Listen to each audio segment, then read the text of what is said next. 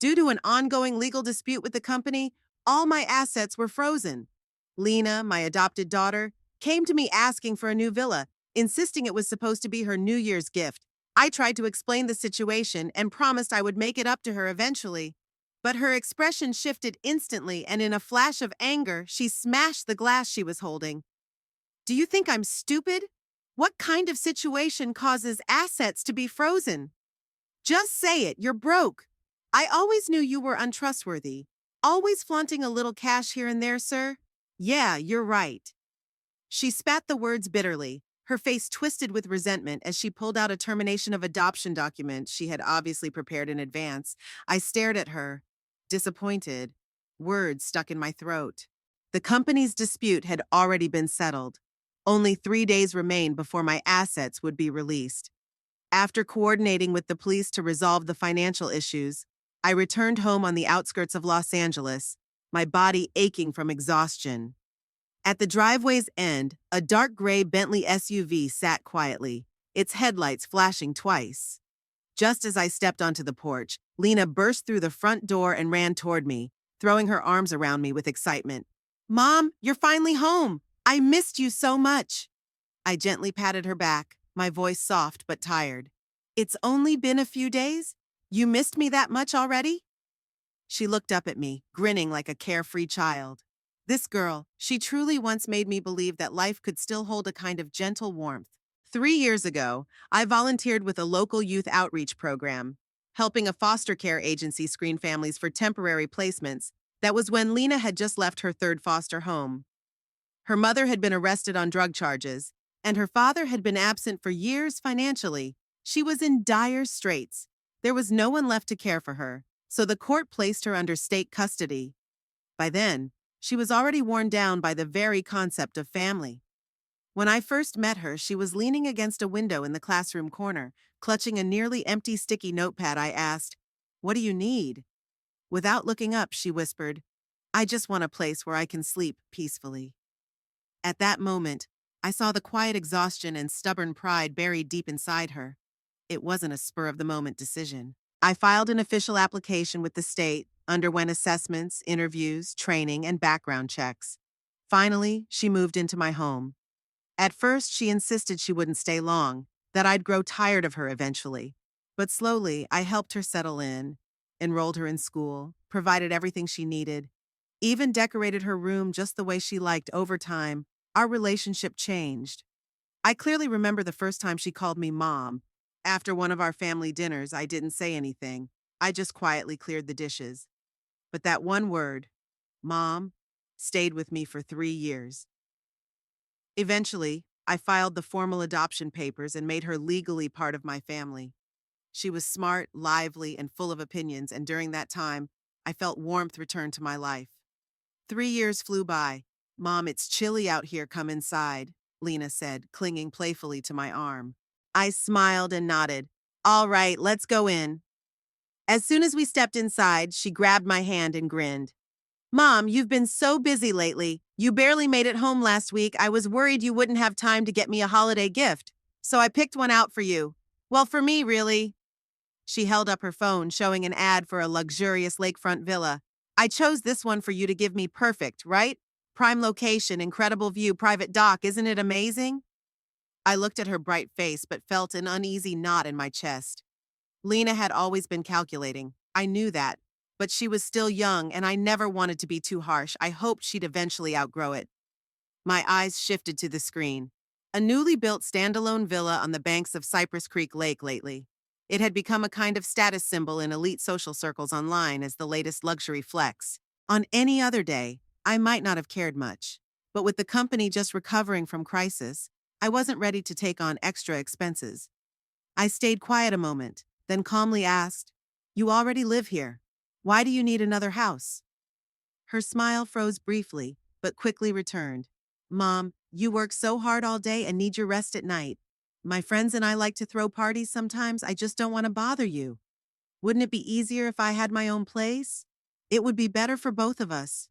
She kept talking, her tone light and coaxing, trying to sound reasonable. I turned and went into the kitchen, pouring myself a cup of coffee slowly. My voice was steady. This house has 3 floors. The soundproofing is excellent. If you want to have fun, go upstairs. You won't bother me. Her smile vanished instantly, a flicker of irritation in her eyes. Mom, do you really have to be so stingy? It's just $2 million. That's like a few months of income for you. I paused, holding my coffee as I walked back to the living room, my gaze calm and steady. It's not like I hadn't treated her well over the past 3 years. I gave her everything: clothes, a home, everything she could possibly want. I even took her to important business events. I did all a mother could do.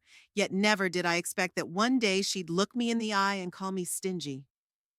Seeing me stay silent, Lena suddenly lowered her head. Her lips trembled and tears began to fall. I already told my friends I'd take them to see the new villa tomorrow. Are you really going to embarrass me like this? I didn't respond. I took a slow sip of my coffee and said quietly, if that villa means that much to you, then let me ask you something. I looked up, my voice steady and unhurried. That vacant villa by Cypress Creek, did you give it away? She froze. Her expression shifted just a little. After a pause, she muttered, yes, I gave it to my father and the Bentley. She rolled her eyes, clearly annoyed. I gave that to him too. I had suspected as much, but hadn't confronted her. I thought maybe she'd only loaned them temporarily, nothing worth making a fuss over. But hearing her admit it now stirred a deep, simmering irritation I could no longer hold back. My gaze grew colder, my voice lowered. Didn't I tell you clearly not to handle any of my assets without permission? That struck a nerve. Her face flushed red, tears welled up in her eyes, and her emotions spiraled out of control. It's easy for you to say, but he's my biological father. How can you even call him anything but that? The place they set up for him is a dump. Just one look and anyone can tell he's barely scraping by. Did you really think that rundown house was good enough for him? Giving him the villa was the least I could do. He's getting old. Never had anything nice his whole life. What's so wrong with letting him enjoy a luxury car now? Her voice shook as frustration spilled over. You have so much money. Why is it so hard to spare just a little for us? Just a little, it would change everything. She spoke as if she was completely justified, as if everything she'd done was right. In the past, maybe her tears would have softened me. Maybe I would have reached out, patted her shoulder and whispered, I'm sorry I'd never hurt you. But now it all felt ridiculous. So you want me to support you and your whole family? You want me to throw money at your father for a life he never earned? My voice turned cold, sharp as ice. Do you even know what he's done? He broke into 6 private estates and stole a bunch of valuables. Lena's face went pale. If I hadn't stepped in and smoothed things over, he'd be behind bars now I didn't report him. That was mercy enough. She bit her lip hard, eyes dark with resentment. How can you talk about my father like that? She snapped, her voice rising. I gave up living with him because of you. Can't you cut him some slack for my sake? He made a mistake. So what? Can't money fix that? You're rich. Why can't you be generous? I let out a cold laugh, my eyes icy. At that moment, I saw her clearly for the first time. All the affection she claimed was just another transaction. She used being my daughter as leverage to demand a better life. You owe me today, she said, growing more agitated. I waited for you all night. Don't think you can brush me off with some coffee. I almost laughed at her entitlement. The arrogance was so blatant, I stopped hiding my irritation. I stood, walked to the foyer, grabbed the court's asset freeze notice from my bag, and returned to the living room. I laid it on the table in front of her. You wanted an explanation, I said quietly, voice sharp. Here it is. All my assets are frozen by court order. Lena froze instantly. She stared at me, unease flickering in her eyes, like she suddenly sensed something was very wrong. She grabbed the document, and with just a glance, it was like cold water had been poured over her. What does this mean? Her voice trembled, lips quivering. She forced a smile, but it was more pitiful than comforting. Mom, this freeze order. It's not yours, right? You're joking? I don't want the villa anymore, okay? Just don't scare me like this. I sighed softly and spoke gently. Lena, I need to tell you the truth. The company's in trouble, and as legal representative, all my assets are frozen. Her knees buckled slightly. She stumbled back a few steps, her face instantly pale. It's just temporary, right? It'll be lifted soon, right? Mom, say something. I stayed quiet, rubbing my temples. Her voice cracked with panic. Don't do this. You're scaring me. Please say it's not permanent. I leaned back on the sofa, glanced down at the paper, and let out a bitter, self-deprecating laugh. Maybe it's over in a few months, maybe 10 years, who knows? She stood stunned, her expression shifting fast. Then, without warning, she stormed at me. For a moment, I thought she finally understood that even without money, she wouldn't leave me. A faint warmth flickered in my chest. Maybe I hadn't misjudged her. But next second, she snatched the coffee cup from my hand and slammed it on the floor. Porcelain shattered everywhere. Oh my God, you're seriously sitting here drinking coffee at a time like this? Her voice dropped to a growl, eyes full of disgust. You make me sick. A broke woman pretending she's better than everyone. I must have been blind to call you mom. You've got nothing now. What the hell am I even doing here? I sat silently, staring at her. I couldn't find a word. Every bit of softness inside me was torn apart by her words. So that was it, her warmth, her dependence, all a byproduct of money. 3 years of trust and patience meant nothing. I took a steady breath and forced my voice calm. Lena, money can be earned again. That doesn't mean... And how's that any different from being bankrupt? She yelled, cutting me off, cheeks red with rage. No money means bankruptcy. What were you thinking? I stayed because I wanted a good life. If you can't even keep that, why would I stay? Her words hit me like knives. I looked at her quietly, a bitter smile on my lips. And then I realized, maybe this asset freeze isn't such a disaster after all. At least now I see the truth. I raised an ungrateful parasite. Lena hadn't noticed my expression change. She was still pacing, complaining nonstop. If I'd known you were this useless, I'd have squeezed more money from you while I could. At least I wouldn't be stuck now. No way I'm going down with you. Doesn't the company still own some houses and cars? Sell them. At least give me my cut. She kept talking, even pulling out a notebook to scribble numbers like planning finances. I looked at her calmly. Don't you still have savings? I've given you at least $70,000 over 3 years. Her tone snapped sharply. That's my money, she shouted, voice piercing with rage. Florence, you're old. If you end up on the streets, that's your problem. But I still have to care for my father. Don't expect a cent from me. I stared at her, unreadable. Softening my voice to test her, I said, if you lent me a little, I might turn things around. Once I'm back, you'd still enjoy your life. Don't you want to help? She froze, then let out a sharp, mocking laugh. Do you think I'm stupid? Look at you, grasping at straws. Even if I gave you money, do you really think I'd see it again? What a joke. Besides, your assets are already frozen. If I hand over my money now, it might as well be thrown in the trash. She waved her hand dismissively, like shooing away a pesky fly. You should really figure out what else you can sell, add up everything left. Maybe you can scrape together enough to buy a cheap apartment. At least then you'd have somewhere to crash. I chuckled softly, then said casually, well, in that case, I'll just sell the house and car you gave your father. You wouldn't dare! Her words burst out reflexively, but as soon as they left her mouth, she caught herself and tried to cover with a forced cough. I mean, sell the stuff no one's using. No point letting it gather dust. I didn't respond, just stared quietly. Now her true colors were clear. She was happy to share the good times, but not the hard ones. The moment she sensed I couldn't keep up the lifestyle, she was ready to cut ties and walk away. Fine, I'd make it easy for her. Oh, and by the way, I said deliberately, setting down my coffee, those houses are frozen too. Looks like you'll be moving into a regular apartment with me. Of course, it was a lie, just testing her. She didn't flinch. Instead, she sneered, voice dripping with smug satisfaction. My dad was right. Women like you always burn through everything. He told me not to trust you. Guess he saw through you better than I did. Good thing I came prepared. She pulled a printed paper from the drawer and tossed it in front of me. Sign this.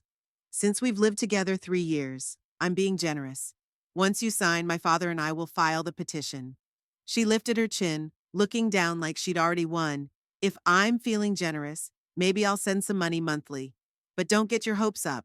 I'm not here to support you. I looked down at the paper. Termination of adoption agreement. For a moment, I just stared, then laughed quietly, so that was it. She'd planned it all along. To her, I was never a mother, just an ATM. Now that the balance was zero, she was canceling her subscription. She noticed my hesitation and frowned. Hurry up, my dad's waiting for dinner. I looked up calmly. Didn't you say you have a party with your friends tonight? She scoffed, eyes full of scorn. Please, if I hadn't said that, would you have given me the money so easily? That final sentence stripped away every pretense. I didn't hesitate. I grabbed a pen and signed. Hope you don't regret this, I said flatly. She just laughed. Carefree, unbothered. Getting rid of a burden like you? Couldn't be happier. As she turned to leave, her eyes caught a gold-framed photo on the coffee table. She snatched it up without hesitation, then went around grabbing anything she thought worth something, stuffing it into her bag. At the door, she glanced back once. Don't forget, we're filing the paperwork the day after tomorrow.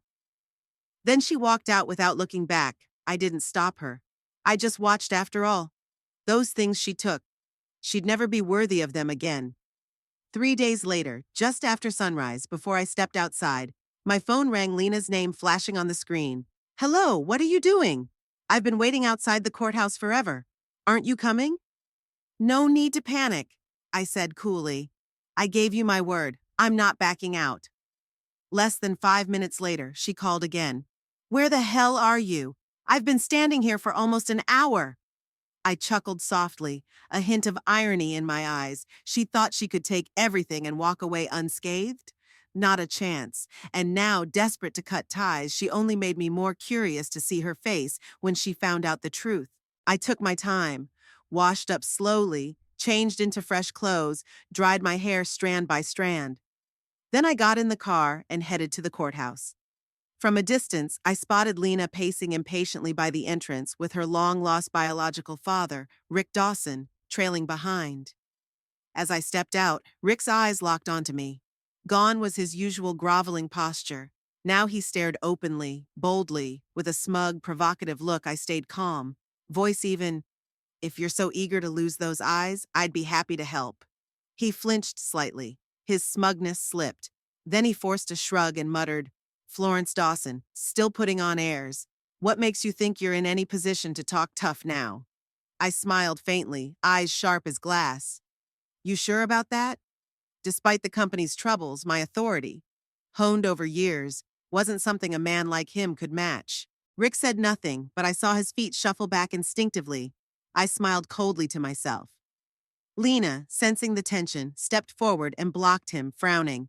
Let's get this over with. I've got plans. Shopping with friends. I said nothing, just pushed open the door and walked in first, calm and unbothered. Behind me, I heard her mutter under her breath, Pathetic old bitch. Quiet but clear, I paused briefly. Didn't look back. 2 hours later, the hearing ended.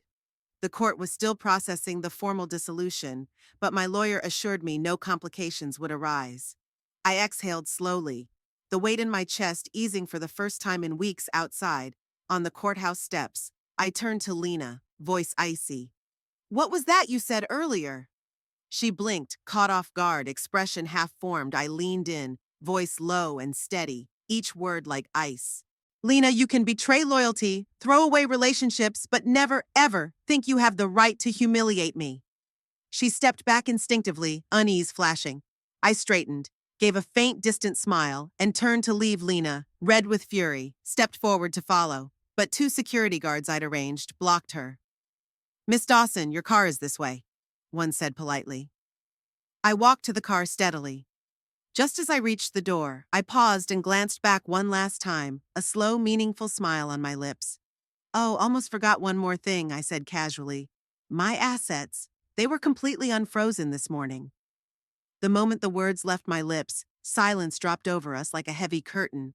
Then came a sharp, cutting laugh. You really are something, aren't you? Lena sneered, still putting on a show to shield her pathetic pride. Bankrupt is bankrupt. Stop pretending you're above it all. It only makes you look more ridiculous. I said nothing. My gaze stayed calm, fixed beyond her, all the way down the street. Then, right on cue, a brand new red Ferrari smoothly rolled into the parking lot. Its polished body gleamed under the morning sun, shining brilliantly.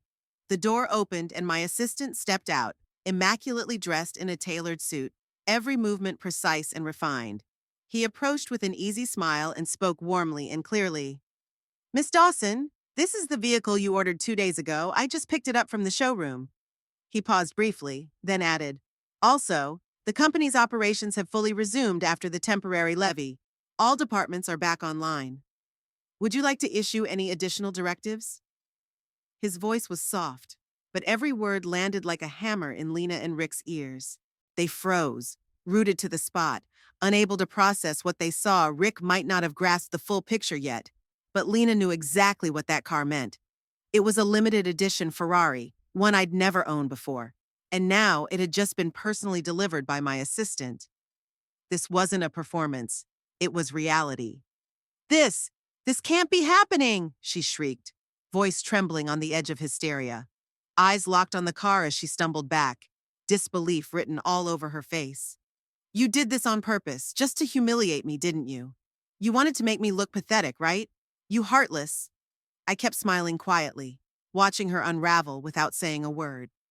The assistant frowned slightly, clearly offended, but I raised a hand gently to stop him. There was no need for argument now. The truth spoke loud enough. Rick stood pale and stunned, sweat beading on his forehead. In that moment, the realization hit him like a freight train. If Lena hadn't insisted I was bankrupt, he'd never have dared act so smug.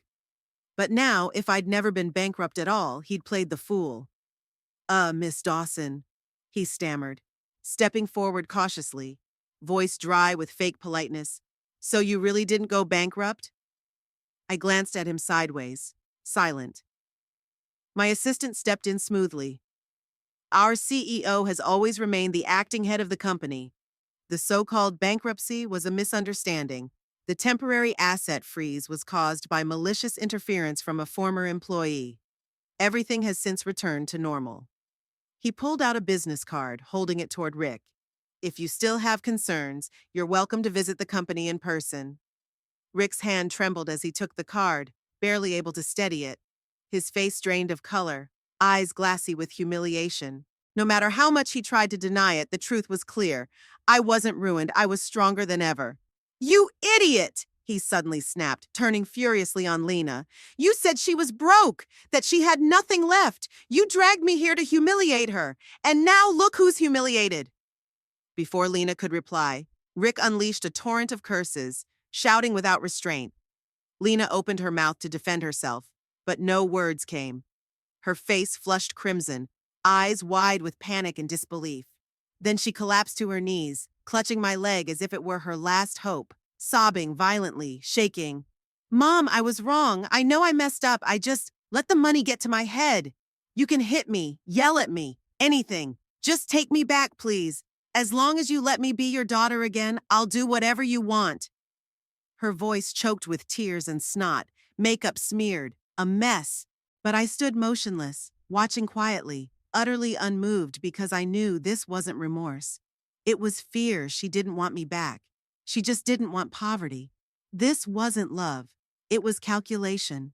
I spoke slowly, voice calm and firm. Lena, from this moment forward, you are no longer part of my life. She looked up shocked. Stunned by my finality, I turned to my assistant. Cancel her access to all trust accounts. Terminate any financial benefits. Remove her from all company systems. Without hesitation, he replied, Understood, Miss Dawson. I'll have it processed this afternoon. I continued. Freeze all her credit cards. Revoke access to any residences and vehicles under my name. No more financial assistance. Lena panicked. No, you can't do this to me. She scrambled to her feet, reaching to grab me. I stepped back, avoiding her. You made your choice, Lena. You signed the termination of adoption. You gave up this relationship yourself. You wanted freedom. Now you have it. Her lips trembled. No words came, but she wasn't stupid. It didn't take long to realize this couldn't be undone. She stopped crying, begging. Her face hardened instantly. You think you've won? She spat venomously.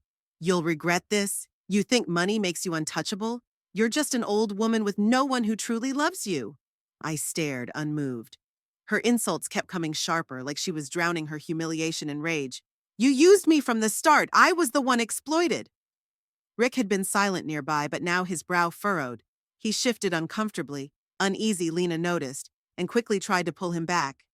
Dad, see it now? She never cared about either of us. We were accessories to her perfect image. The moment we got inconvenient, she tossed us aside.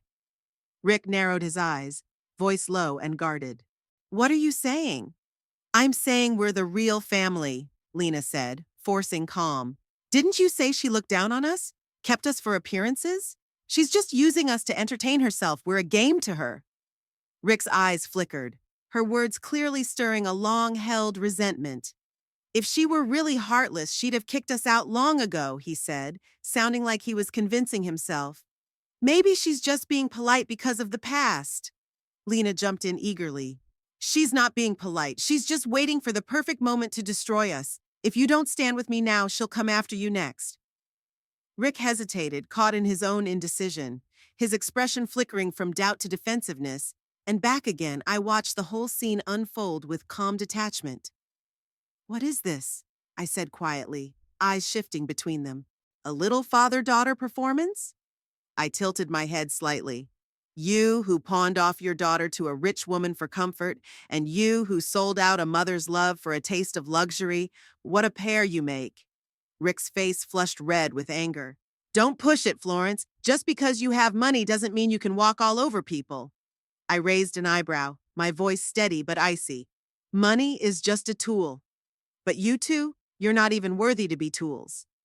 Lena's face twisted, her last shred of civility slipping away. She snarled, Fine, you think you've won? Just wait, I'll crush you one day. People like you always get played in the end. Without turning back, I spoke to my assistant. Add both of them to the company's security blacklist, ban them from all buildings and affiliated properties. And one more thing, I said softer but colder than ever. Make sure the law collects everything they owe me. My assistant nodded. I'll have legal counsel start the recovery process immediately. I turned and walked toward my car, each step measured and steady. As of now, I said without looking back, you no longer exist in my world. Behind me, Lena screamed. Rick cursed, but I didn't hear a word anymore.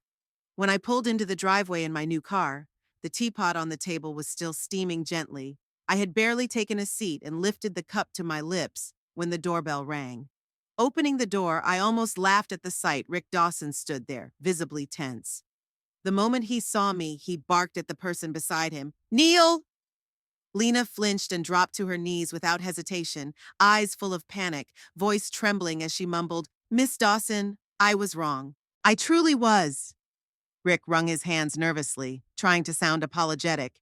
Miss Dawson, she's young and foolish. I've already given her a harsh lesson, please. Maybe just one more chance? Lena's voice was hoarse from crying, face streaked with tears, hair disheveled, faint red welts and scratches marking her skin. She kept her head bowed like a prisoner awaiting judgment, body trembling.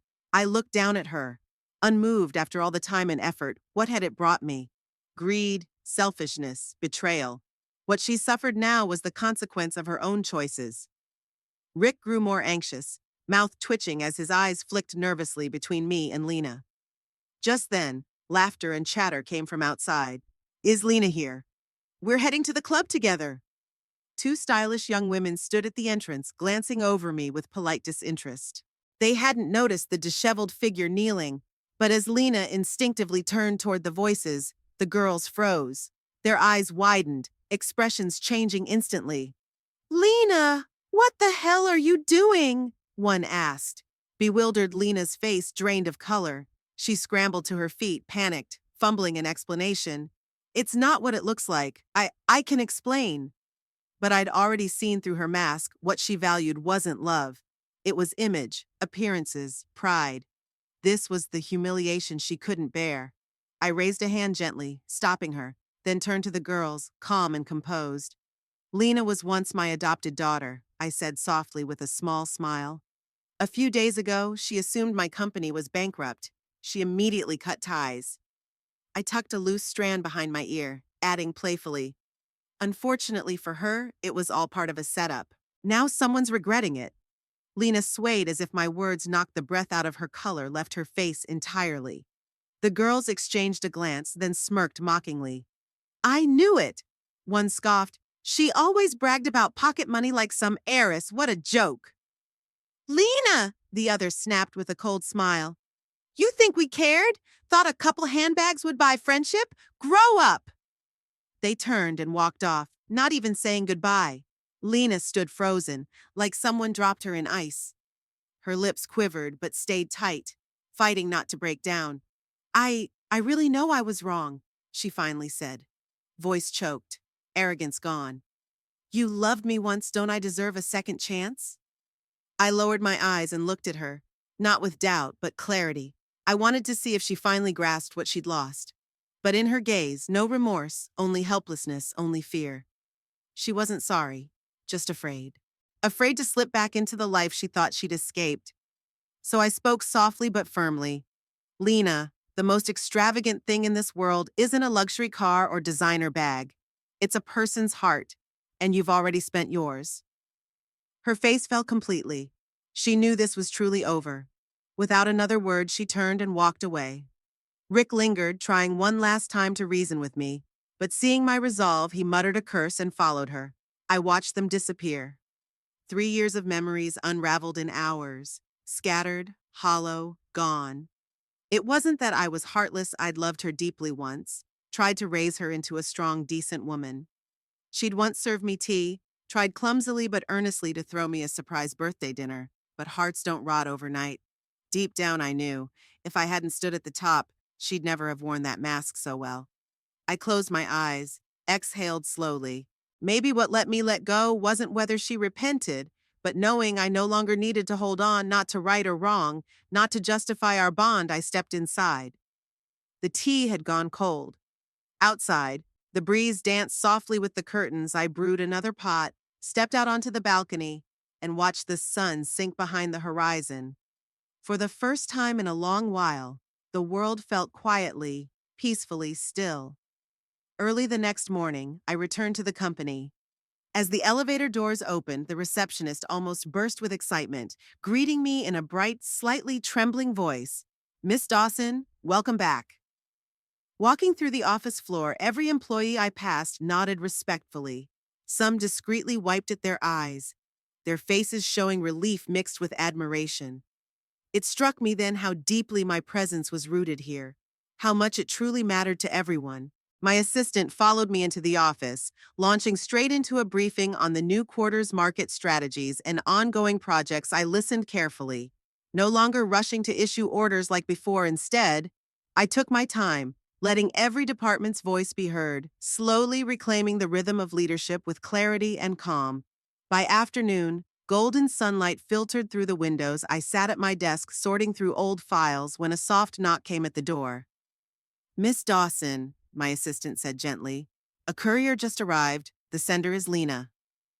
I paused. The deep blue envelope, sealed with a gold-edged label, was just like the ones she used to love. She'd always say, "It's the little details that define true taste." I opened it to find a few sheets of legal paperwork and a neatly folded handwritten letter. The handwriting was hers, familiar but stripped of its usual flair. Florence, I know I no longer have the right to call you Mom, but please allow me to write this letter. I'm not asking for forgiveness or trying to earn your sympathy. I just want to offer a little sincerity, however late, to make sense of this relationship that spiraled out of control. I leaned back, reading each line as her honest words settled quietly. Recently, I found myself back in the place I thought I'd left, my dad's apartment. It's old, damp, and the hot water takes over an hour to come. Only then did I truly understand the life you gave me, how different it was from what I'd known before. But my regret isn't just hardship or missing comfort. I regret that when I tore away the label of being your daughter, I also ripped apart every part of my life that was worth honoring and gratitude. It took me a week to find the courage to write this. If I wanted to win you over, I wouldn't have included the enclosed legal documents. I'm voluntarily returning everything you gave me. I don't deserve to hold any part of your world. But I hope, even if not as a daughter, then at least as someone you once showed kindness to, I can give myself a chance to start again. When I finished, my fingertips had grown slightly cold. I'm not one to soften easily, but I didn't feel cold. I knew she might still be immature, not fully grasping the weight of her actions. But she had begun to face herself, and that was the start of growth. I didn't reply. I placed the letter gently aside that evening. I told my assistant to make a discreet, anonymous donation, sponsoring Lena's enrollment in a vocational retraining program focused on market analysis, the field she briefly touched during her time at the company. I never intended to tell her where the money came from. I didn't need her thanks. I just hoped she wouldn't waste this second chance. A few days later, a friend dragged me to a community charity dinner. The venue was warm and elegant, filled with soft old-school jazz drifting through the air.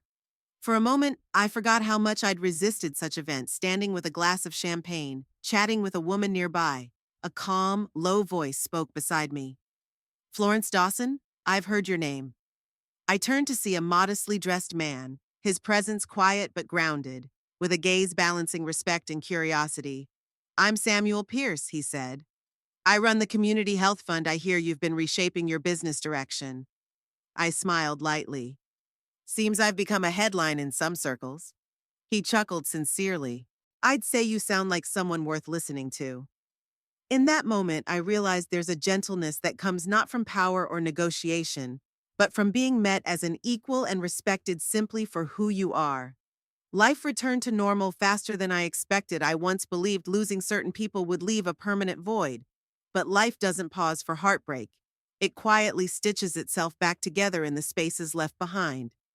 The company crisis passed, and I was the one who turned it around with renewed vision. I revived a long-delayed interstate market integration project and began rebuilding the company's core framework. Each morning, I stood at the head of the conference room, breaking down strategic blueprints with clarity and precision. My colleagues no longer saw me just as the leader, but as an anchor, a symbol of purpose. "Now that Miss Dawson's back," someone whispered once, "we've got direction again." I heard it and smiled outside work. I rebuilt parts of my life long neglected. I planted the first sprig of lavender in the garden, Lena's favorite scent once. At sunset, I brewed oolong tea, sat in the wicker chair, and watched the breeze flutter through flowers. Neighbors stopped by to say hello. And for the first time, I no longer felt like I was watching life from behind glass. I picked up painting again, something left behind in youth, and converted the upstairs storage into a studio. The work wasn't great, but it brought peace. I even planned a long overdue trip, maybe to see Colorado's snow, maybe to hear the coast's wind in San Francisco. Not escape, but real departure. Intentional, not avoidance. Sometimes Samuel joined me for dinner. There was no sweeping romance, just a kind, thoughtful man.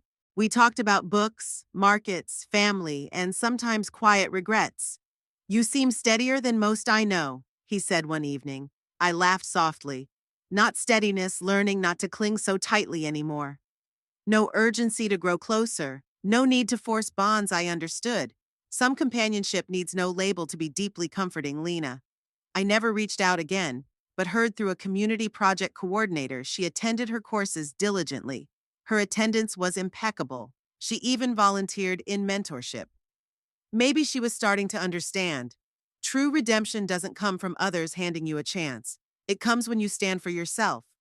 I didn't interfere with her new life, as I hoped no one interfered with mine. Outside, moonlight spilled across my desk. I turned a page in the novel I was slowly reading, fingers tracing the quiet paper texture. This year, I lost much and gained even more. I finally understood. Happiness isn't in possessing others or owning more. It comes from no longer fearing loss. Because once you find courage to walk alone, you realize you already have everything you need. So much about the future remains unknown, but this I know. I am strong enough, soft enough to meet every tomorrow as it comes.